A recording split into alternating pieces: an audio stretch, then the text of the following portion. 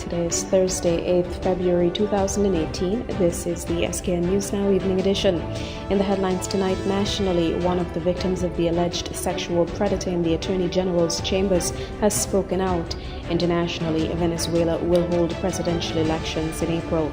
And in sport, Forbes magazine says every NBA team is worth at least $1 billion. We have the details of these stories, the weather and camp update in tonight's edition of SKN News Now.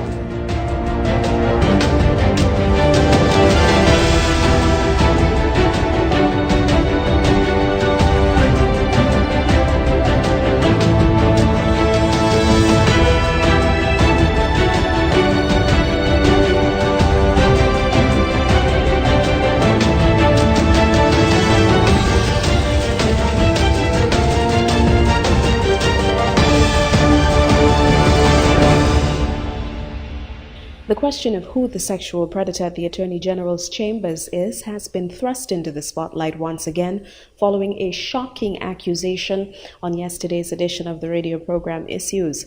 A female caller to the program said she had been assaulted years earlier at age 18 by the same person accused now of assaulting at least one woman in the Attorney General of St. Kitts and Nevis's chambers. What would it take for the government to act on the accusations that have been brought against him? I was only 18.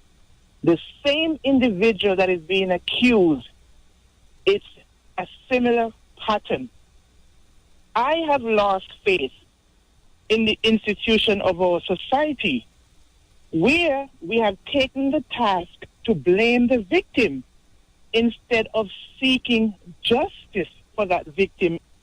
I am at a loss for words. Please, somebody help me understand what would it take, because in my part of the world, this will call for an immediate resignation and an internal investigation.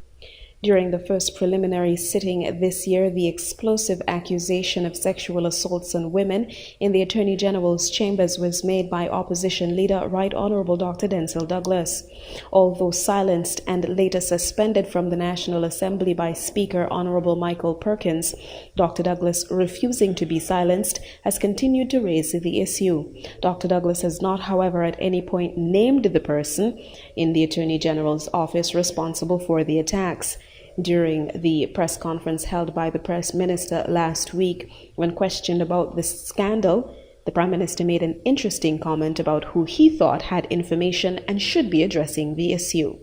I can't speak for the Honorable Attorney General, who is not here. And I would expect the Attorney General, being a man of law, is better suited than I am to make his own defense. Since the press conference last week, which the Attorney General did not attend, there's been silence from the government on the matter.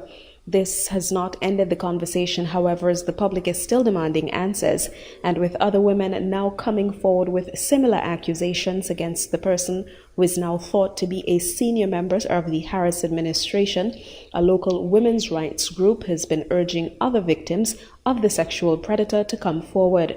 Honorable Marcella Liebert has also joined in to appeal to the victims of sexual assault to come forward so that their attacker can be brought to justice.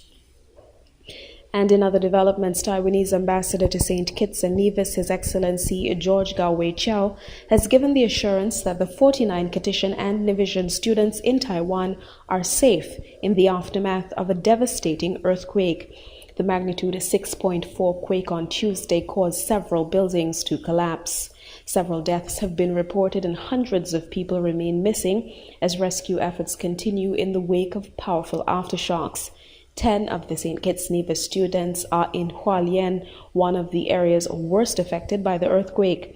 Some of the parents of students in Taiwan are reporting that they have been able to make contact with their children, who they say are safe and unhurt. Opposition Leader Right Honorable Dr. Denzil Douglas was among the first national leaders to extend sympathy to the government and people of Taiwan on the loss of life and damage. Dr. Douglas also made an urgent appeal for the government of St. Kitts and Nevis to look into the status of nationals in Taiwan. A similar appeal was made on Wednesday by Parliamentary Representative for Central Basse-Terre, Honorable Marcella Liebert. And in other news, Honorable Marcella Liebert believes Prime Minister Dr. the Honorable Timothy Harris was misleading in suggesting that the former Labour administration may have been indirectly responsible for the plight of beach bar owners and South Friars. During the Prime Minister's press conference this month, Dr. Harris indicated that the government did not own land on the Southeast Peninsula, as it had been identified by the former administration for foreign investment. All the lands on the Southeast Peninsula are privately owned. However, this phrasing gave the impression that the Labour administration had a hand in this privatization.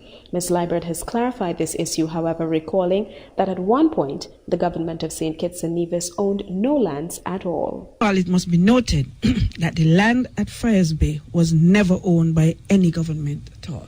It was never government land. As a matter of fact, if you look at the history, you would see that the government owned no land at all in St. Kitts until Sir Paul Southwell negotiated with the Wrigley family for the sale of the Frigate Bay lands to the government. And we all know that it was Bradshaw and his Labour team who had to nationalize the estate lands so that ordinary people like you and me and other ordinary people can own a piece of the land and own a house. The then PAM opposition in Bradshaw's time fought tooth and nail. They fought Bradshaw tooth and nail, trying to reverse that situation. So people like Sir Kennedy Simmons, our national hero, and Billy Herbert, they fought Bradshaw tooth and nail to reverse that situation, to the extent that they went and personally bought land from the estate owners, knowing that Bradshaw was going to nationalize the land so that they could become in direct conflict with Bradshaw. But Bradshaw, of course, would not be daunted. And so, even though he lost the matter in court, he got a resounding victory at the polls from the people who were sending a strong message that this is what they want to be done.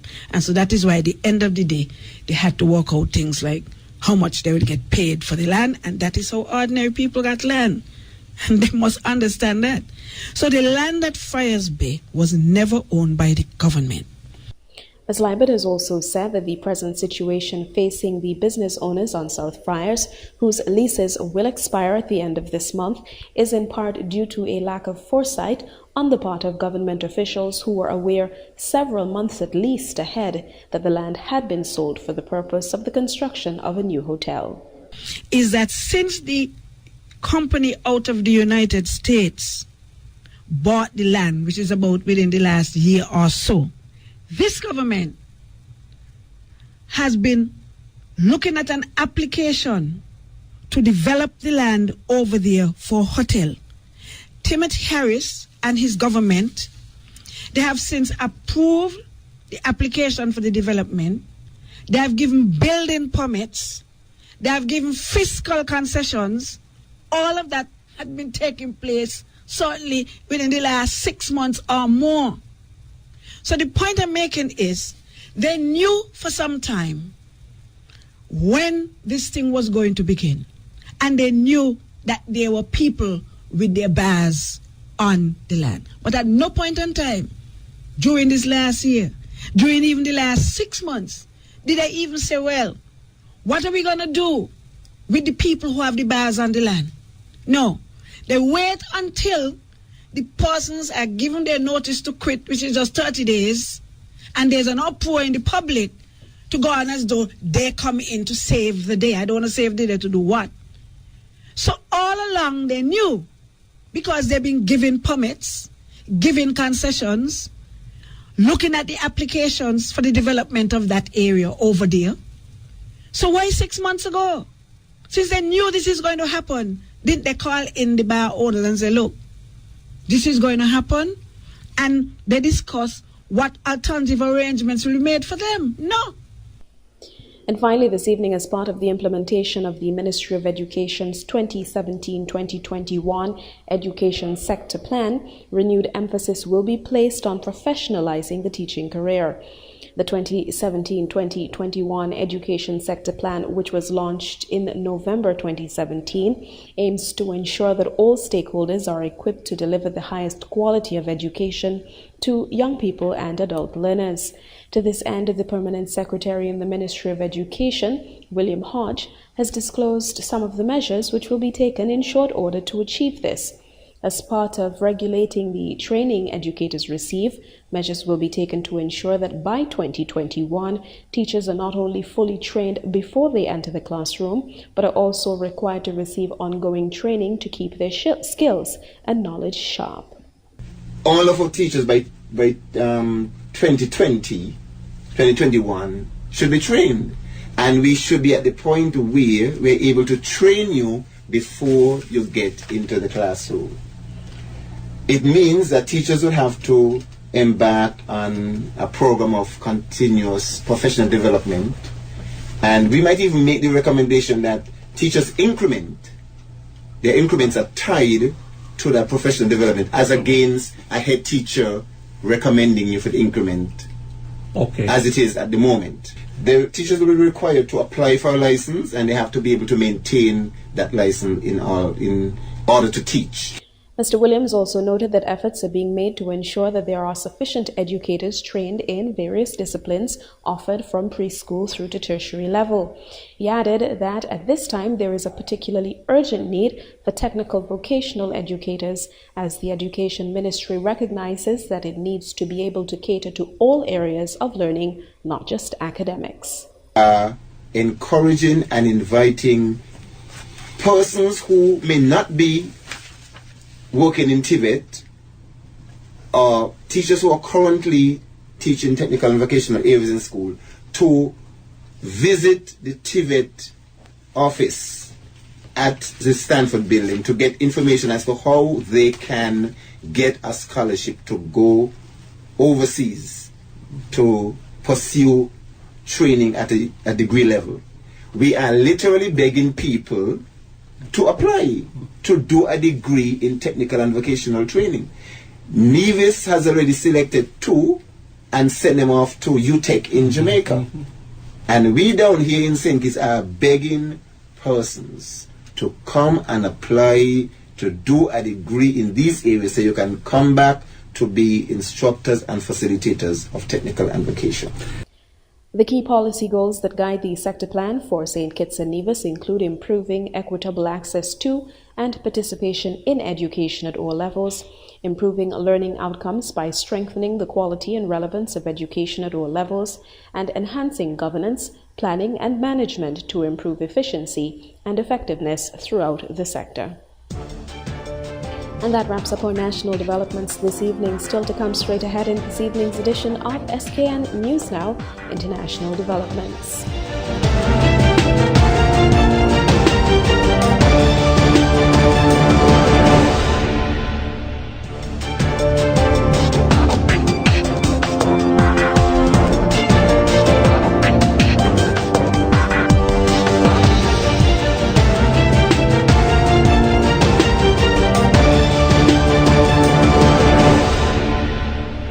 The government in Venezuela has called a snap election for April, but as Arabella Monroe explains, the opposition is accusing President Nicolas Maduro of becoming increasingly authoritarian and says he's trying to engineer a second term in office.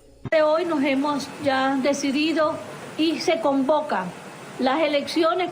We are calling for presidential elections on April 22nd, 2018. And with that, the people of Venezuela have an election that many consider unfair. The unpopular decision was announced after negotiations over electoral fairness fell through. We will go to the presidential elections with opposition or without opposition. We are resolved and firmly decided. President Maduro isn't likely to face many challenges.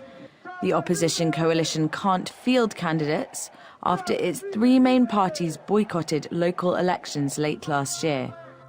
and many of the socialist president's political opponents are in prison. Venezuela is now governed by a constituent assembly that's mostly made up of Maduro's allies. Its formation was one of the main causes of months of protest last year, which resulted in the deaths of more than 120 people. It's also been condemned internationally. To see what's happening in Venezuela as we're seeing what was once a thriving democracy dismantled before our very eyes. It's the reason we intend to take all actions possible to persuade the regime to return to its full constitutional authorities, return it to the hands of the Venezuelan people. Despite being rich in resources, Venezuela is now one of the poorest countries in the world. There are shortages of basic necessities, including food and medicine, and a cash crisis and spiraling inflation. I've gone 5 years without buying any shoes because they're super expensive. I've ruined my shoes here walking. The situation is grave. Of course it affects us.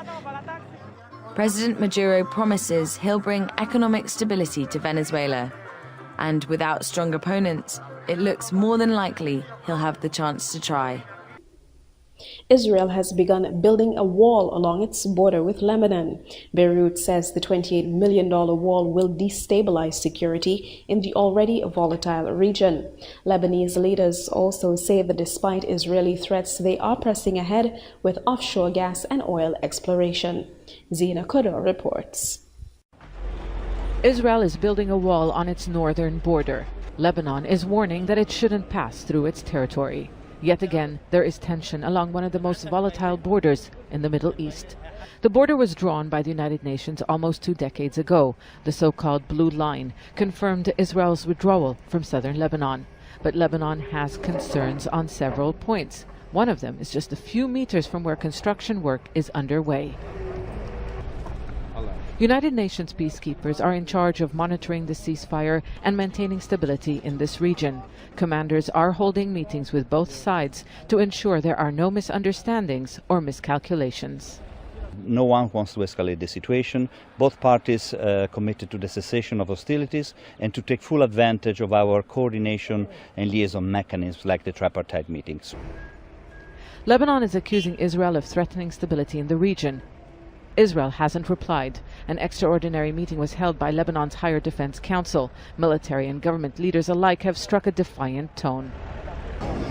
Lebanon, however, didn't say how it will respond, but a visiting U.S. envoy told government officials that Israel doesn't want an escalation. Israel and Lebanon are officially in a state of war. The two countries don't just have unresolved land border disputes between them. They are both claiming an area of sea of around 800 square kilometers. An area believed to be rich in oil and gas and which extends along the edge of the disputed maritime border. Lebanon says exploratory offshore drilling will start next year despite Israeli threats. The Lebanese armed group Hezbollah said it stands behind the government and the army. Tensions are high, the rhetoric has been tough, but many don't expect an all-out war.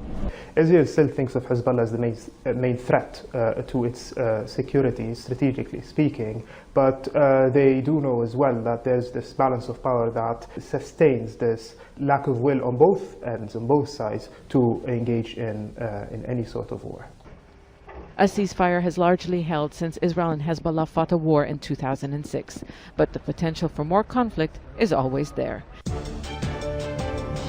And that wraps up our international developments this evening. Still straight ahead in this evening's news presentation, sport, the weather, and Carib update.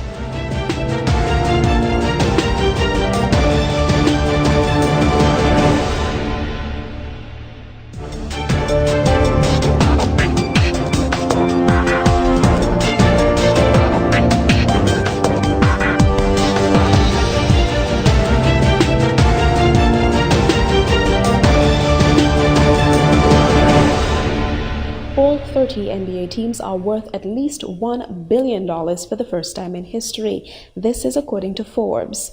International growth and lucrative United States television deals are underpinning basketball's growth, according to the business magazine, with franchises now worth an average of $1.65 billion. That is a 22% rise on 12 months ago. The New York Knicks are the most valuable at $3.6 billion, ahead of the LA Lakers, $3.3 billion, and Golden State Warriors $3.1 billion, who overtake the Chicago Bulls $2.6 billion. The Warriors NBA Finals winners in 2017 have been able to increase ticket prices off the back of their success in recent seasons, and their value is 19% higher year on year. The Knicks have been able to grow revenues after upgrades to their venue, Madison Square Garden. They are now the 6th most valuable sports team in the world, behind football clubs Real Madrid, Barcelona, and Manchester United, baseball's New York Yankees, and the NFL's Dallas Cowboys. Cleveland Cavaliers, NBA champions in 2016, are 15th in the list of valuations at $1.3 billion, but lost money during the last year thanks in part to a $134 million wage bill servicing the likes of LeBron James and Dwayne Wade. According to Forbes, the lowest valued team is the New Orleans Pelicans at just $1 billion. And with that look at sport, we now turn attention to this evening's weather forecast.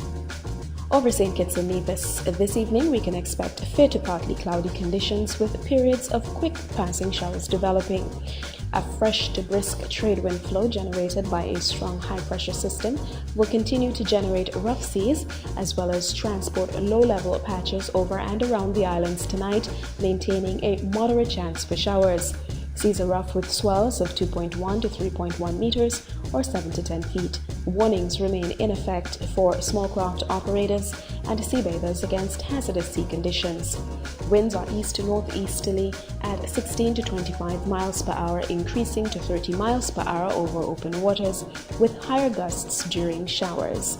The sea level pressure is 1,018.6 millibars or 30.08 inches. The sun will rise tomorrow at 6:40 a.m. And with that look at the weather, we've come to the end of this evening's news presentation. Before we go, however, a recap of this evening's top stories. Nationally, one of the victims of the alleged sexual predator in the Attorney General's chambers has spoken out.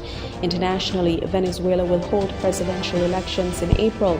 And in sport, Forbes magazine says every NBA team is worth at least $1 billion. I've been your presenter, Ebony Brandon. Thank you for joining me for another news presentation. Coming up next, Carib Update.